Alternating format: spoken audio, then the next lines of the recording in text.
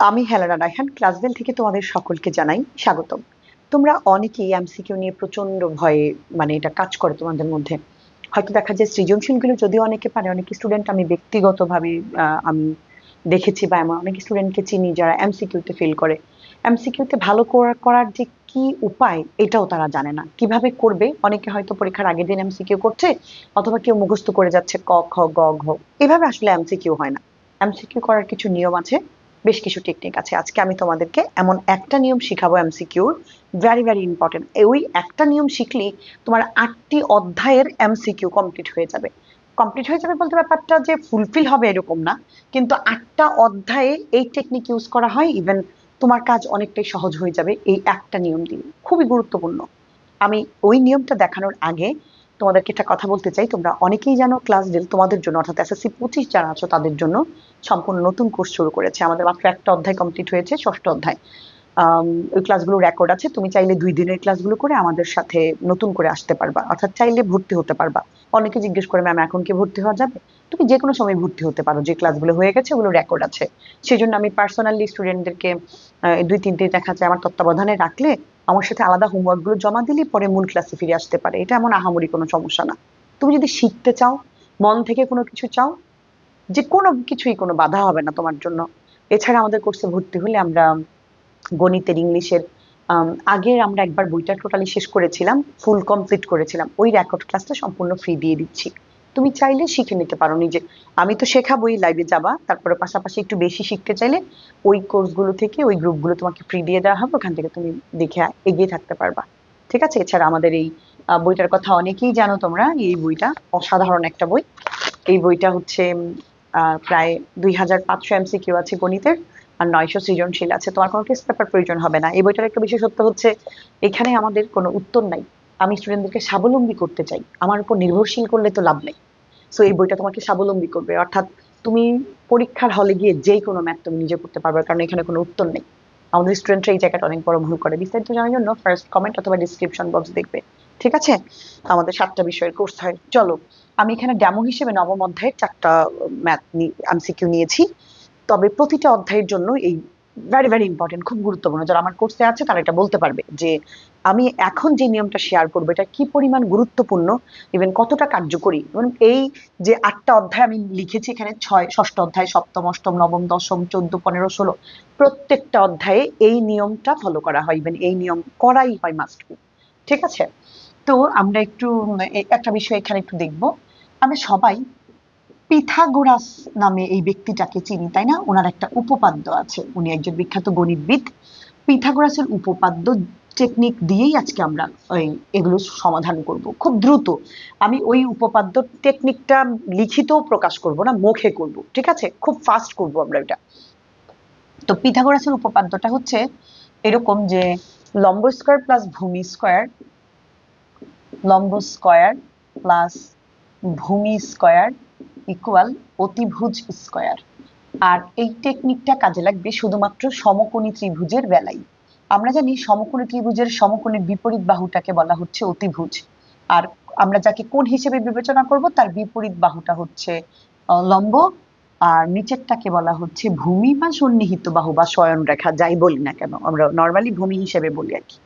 তো সমকোণী ত্রিভুজের বেলায় এইটা কার্যকরী হবে, আর কোনো ত্রিভুজের বেলায় হবে না।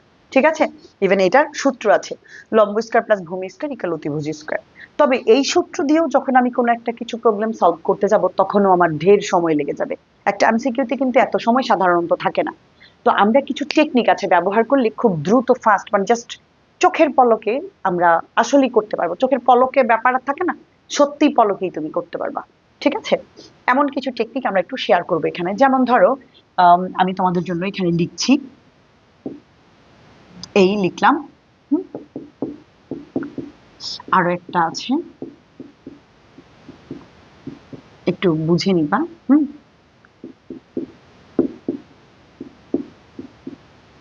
আরেকটা হচ্ছে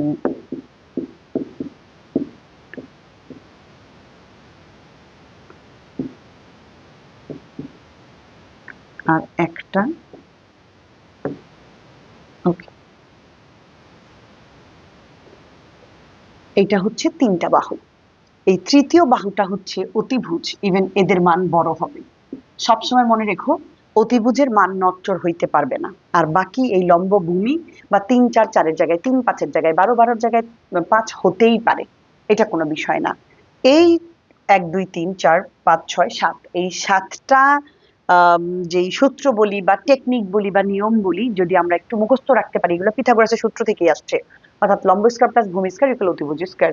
তো ওই আমরা করতে গেলে অনেক সময় লেগে যাবে, সেজন্য আমি এগুলোকে এরকম তুলেছি। তুমি যদি একটু মুখস্থর মতো করে নিতে পারো এই 7টা, তুমি এই 8টা অধ্যায়ে তুমি হেল্প পাবে। ইভেন খুব সহজে তুমি কগুলো করতে পারবে, যে কোনো এমসিকিউ করতে পারবে, প্রায় 5-6 মতো এমসিকিউ এগুলো দিয়ে তোমার কমপ্লিট হয়ে যাবে। ঠিক আছে? যেমন ধরো এখানে আমরা কিভাবে পড়বো এটা একটু বলে দিই। 3 4 5, 5 12 13, 6 8 10, 8 15 17, 9 40 41, 1 1 √2, 1 √3 2। একদম মানে হুরর করে এরকম করে বলতে হবে যে মেশিনের মতো তোমার মুখ চলবে, মানে তুমি সবকিছু ভুলে গেলে এদেরকে ভুলতে পারবে না। এরকম ভাবে এদেরকে ইউজ করতে পারলে, আমরা কোর্সে অনেক করাই হিউজ, তা আমি তোমাদের জন্য ট্রাই করছি এখানে যতটুকু পারি ছোট্ট করে একটা অংশ তুলে ধরছি। যেমন ধরো আমাকে এখানে বলেছে সাইন থিটার মান বের করার জন্য। আমরা জানি সাইন থিটা মানে হচ্ছে সাগরের লবণতি, অর্থাৎ সাইন থিটা সমান লম্ব বাই অতিভুজ। তো আমি দেখতে পাচ্ছি এটা যদি কোণ হয়, কোণের বিপরীতটা হচ্ছে লম্ব, আর এটা হচ্ছে ভূমি, তাহলে অতিভুজের মান তো আমার নাই, কারণ আমি জানি সাইন থিটা সমান লম্ব বাই অতিভুজ। তো লম্ব কি? লম্ব হচ্ছে 4, অতিভুজকে জানি না। তাহলে এখন কি করব? এখন এই সূত্র দিয়ে এটা করা কি সম্ভব আমার পক্ষে? এত বড় এটা, বা করলে অনেকটা সময় লেগে যাবে। অবশ্যই সম্ভব, কিন্তু সময় লাগবে। কিন্তু আমি যদি চোখের পলকে কি করতে পারি, যেমন 3 4 চোখ বন্ধ করে আমি জানি অতিভুজ কত হবে 5, তাহলে আমি কিন্তু এখানে জানি এটা 5। তাহলে সাগরের লবণ অতি 4/5। কতক্ষণ লাগলো? খুব কি বেশি সময় লেগেছে? একদমই না। আবার যদি এটার বেলায় তাকাই, কস আর, আর মানে আর কোনটাকে থিটা কোণ হিসেবে বিবেচনা করা হয়েছে। কস মানে কবরে ভূত অতি, মানে ভূমি বাই অতিভুজ। তো এখানে দেখতে পাচ্ছি ভূমি আছে, ওকে, এটা লম্ব, এটা ভূমি, কিন্তু অতিভুজ নাই। তাহলে আমি এখন কি করব? তাহলে আমি তো লিখতে পারছি না অতিভুজের কারণে। কিন্তু আমি যদি মুখস্থ মানটা জানি, 1 1 অতিভুজ অফকোর্স √2 হবে, এর ব্যতিক্রম হতে পারবে না। তাহলে চোখ বন্ধ করে কবরে ভূত অতি 1/√2 লিখতেই পারি।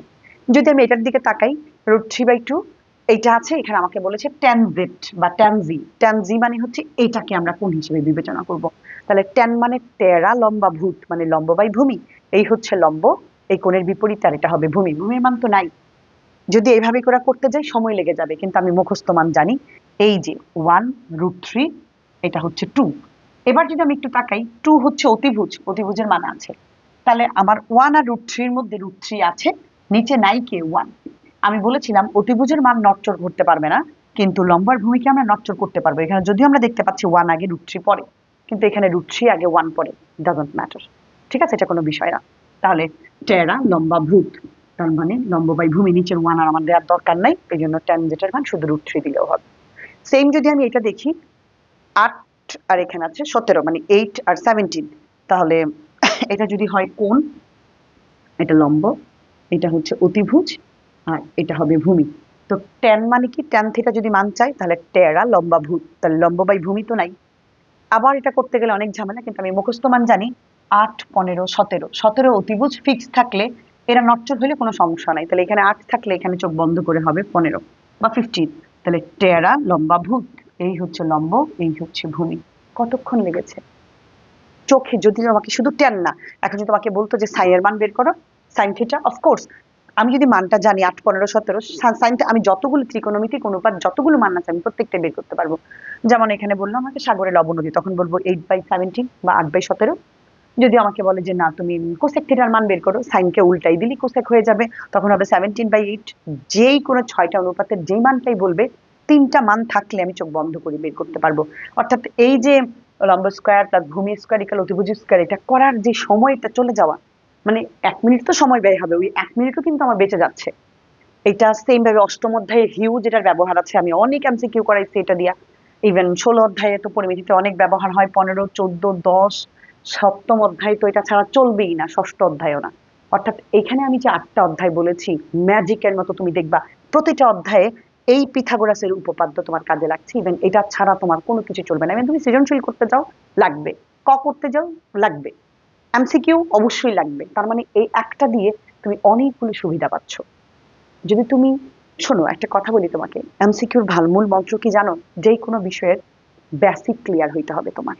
তুমি যদি মনে করো যে আচ্ছা ধরো তুমি এখন শীতের সময় তুমি তোমার পিঠা খেতে চাও, হ্যাঁ, এবং তুমি চাও যে পিঠাটা খুব সুন্দর হোক।